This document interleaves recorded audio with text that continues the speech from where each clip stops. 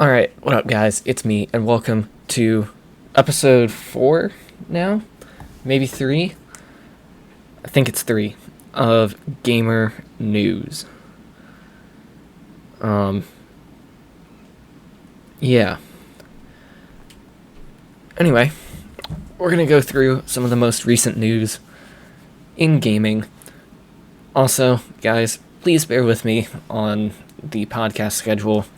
I know there have not been a couple episodes for a few weeks. I have been super busy lately, and I'm trying to do the best I can to get episodes out to you guys. Anyway, jumping right in news. Xbox boss Phil Spencer addresses potential Elder Scrolls 6 exclusivity. I don't know why that took me so many tries to say. In news, Stalker 2 developers' latest setback is a fire gutting a third of its office, but it insists the teams dealt with worse than that before. It sounds like it could be pretty interesting. Starfield Shipmaster builds a Star Wars Imperial destroyer so epic that it lags the game and needs a 21-page how-to guide.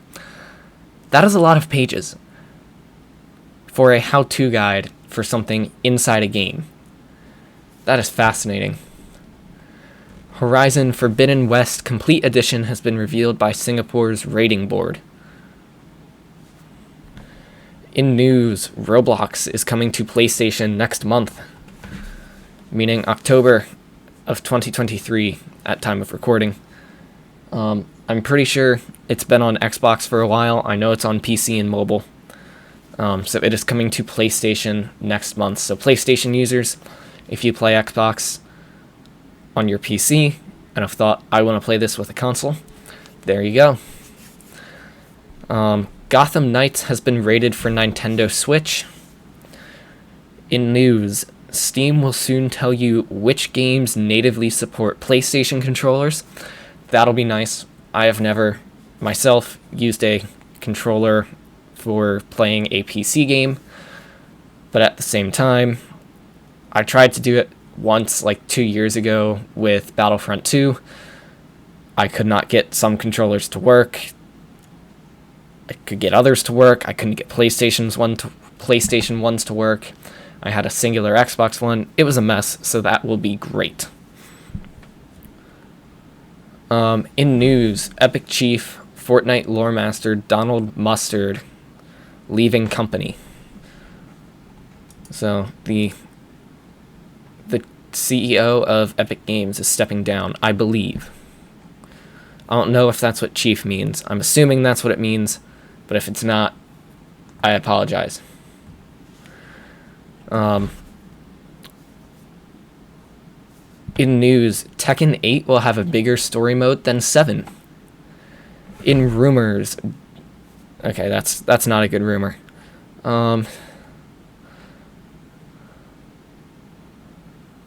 Judge issues legal permaban and a $500,000 judgment against serial Destiny 2 cheater. That's not a headline I expected to see. Starfield seems to have been the most successful Xbox Game Studios launch day in history. That's pretty darn successful. There's been a lot of really, really good Xbox launches, so for it to be the best one in history, that's pretty good. PlayStation Plus monthly cost soars by 600% in Turkey, sparking outrage. In news, Roblox CEO predicts thousands of adults will meet in Roblox dating experiences.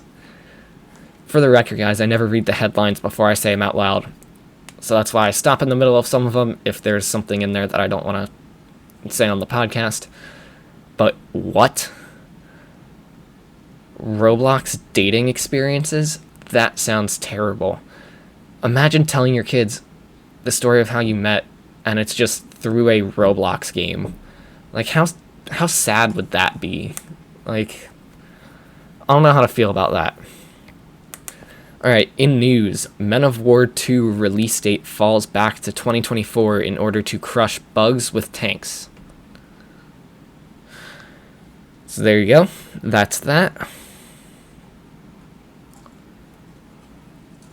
In news, Todd Howard asked on air why Bethesda didn't optimize Starfield for PC. We did. You may need to upgrade your PC, was his response. I feel that. This machine that I'm recording on currently, it's not the greatest. It has a couple good cards, but that's about it. It's another thing about Roblox launching on PlayStation in October. Google starts testing instantly playable online games on YouTube. That ought to be interesting. I really don't know how that will go over with the general audience. That's an announcement about a free game.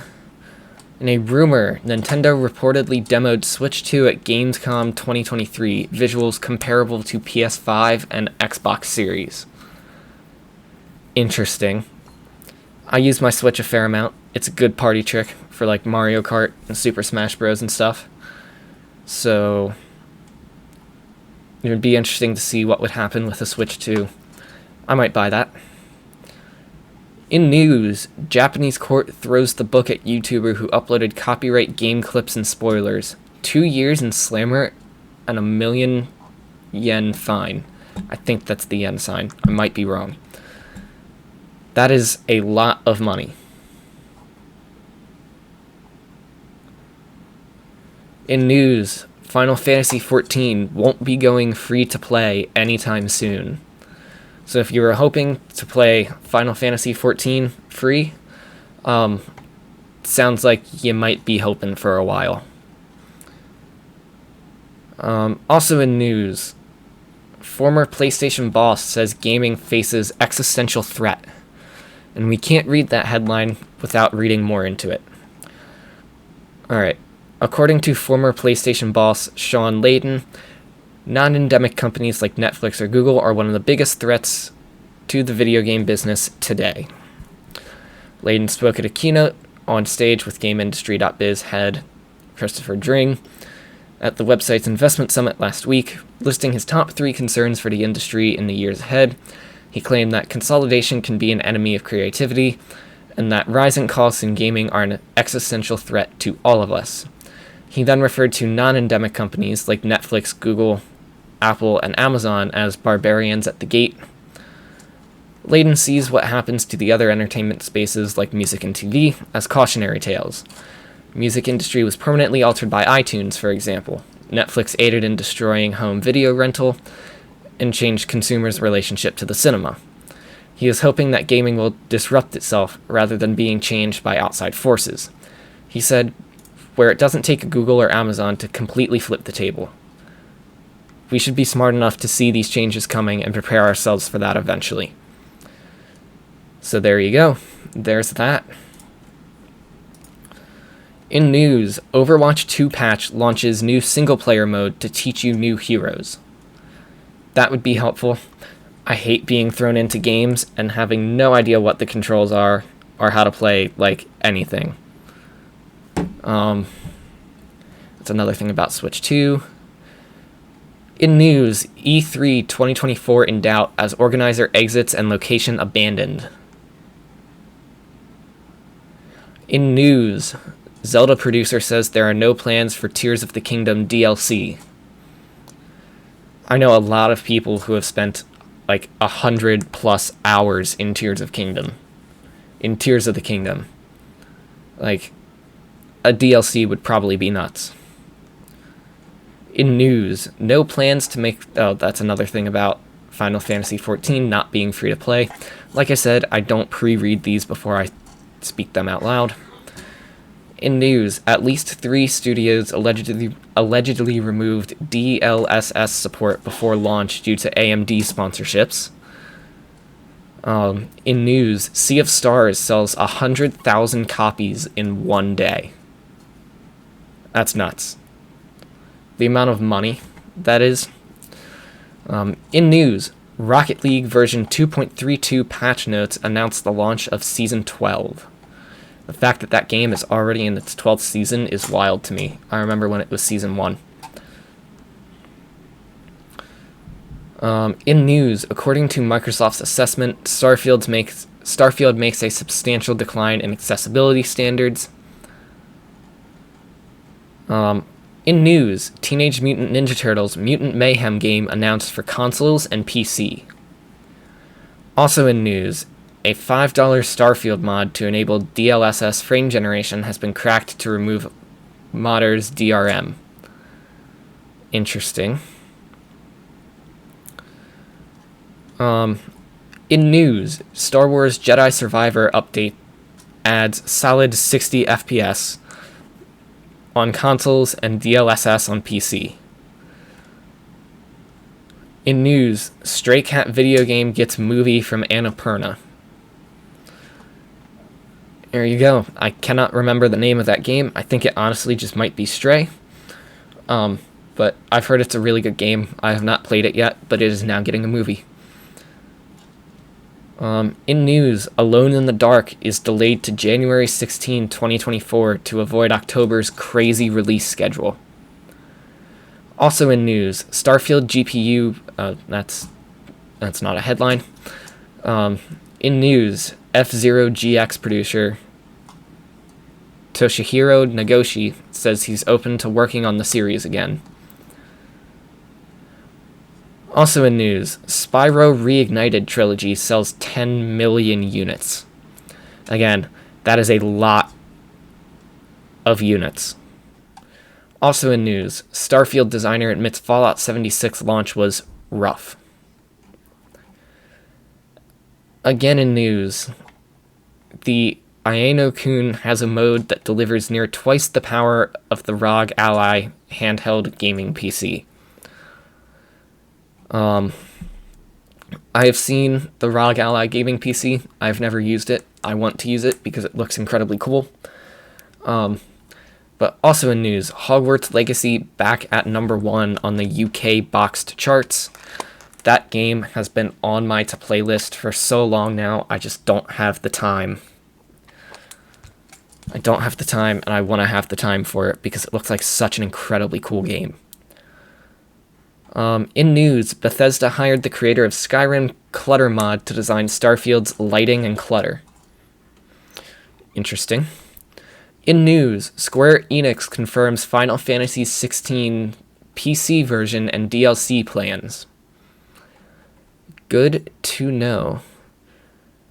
Alright. Also in news, Vampire the Masquerade Bloodlines 2 comes out in fall 2024, and it's developed by the Chinese Room. In news, From Software confirms it's investigating an Armored Core 6 PC save issue. I am so sorry, guys. I don't know what is causing me to, stumble on very basic words. In news, SAG-AFTRA seeks approval for second strike against video game companies. Interesting. In news, Lost Fragment is a horror game that looks disturbingly realistic. In news, Intel Arc owners left in the cold with Starfield as advanced access begins. Interesting. What else is there? We've got time for a couple more. In news, Gloria I'm not even going to try. In news, The Witcher 4 is about to get a big development boost. Again, I've never played any of the Witcher games, but that is a good thing because I know they are awesome. CD Projekt says Cyberpunk 2077 only getting one expansion was a technological decision. And probably the last headline for this episode of Gamer News is that PlayStation Plus 12-month subscriptions are receiving a substantial price hike. It seems like everything currently is receiving a substantial price hike. So that is all we have time for in this week of gamer news. Please make sure to follow the podcast. Follow the podcast, and hopefully I will see you all next week for another episode of Gamer News.